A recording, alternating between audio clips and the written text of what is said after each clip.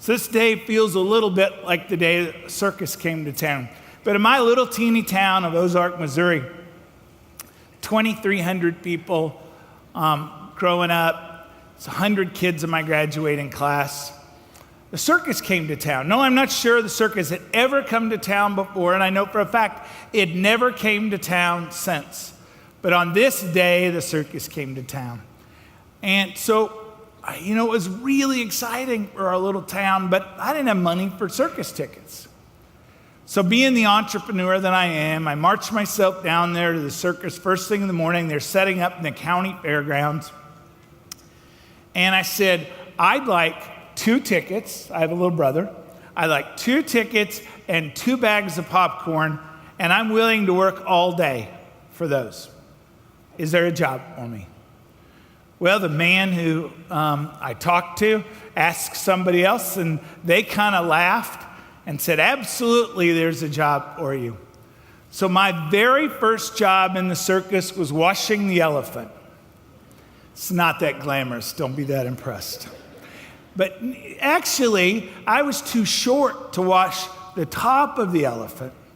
My job was to wash the underside of the elephant.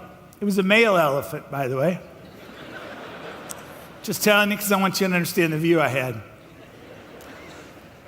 So I'm not the brightest guy in the not brightest bulb in the pack, but I said, what if that elephant runs away?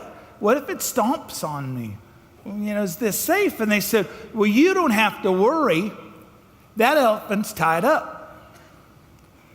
And I looked over, and sure enough, the elephant was tied up with a rope that was exactly the same size as this rope. Exactly the same size, not exaggerating. It's not a story I read on the internet. Rope is exactly the same size as this rope. And it was tied about the length of this rope to a stake that they had driven in the ground with a claw hammer. Now, I'm probably 10 or 12 years old at this time, but I kind of know that this maybe is not the safest thing. And the guy said, now, don't worry. Here's the reason that rope is enough. See, when that elephant was a baby, we had that rope. And we tied that same rope around that baby's foot. And we put it into that same stake. And he couldn't get that stake out of the ground when he was a baby. And he couldn't break the rope when he was a baby. So after a couple of years, he just quit trying. Now, he could break that rope now, and he could pull the stake out now, but he's not going to. Because what's ingrained in his brain is that he can't break that rope, that's confining him in his life. It's a true story. But I'll never forget that elephant. I never get feeling so sad. I didn't enjoy the circus. My brother and I went, spent all day working, and all I could think of was how sad I was for that elephant. It's majestic, great animal, strength and power, and yet a little rope held him in place. It's kind of like a lot of our leadership.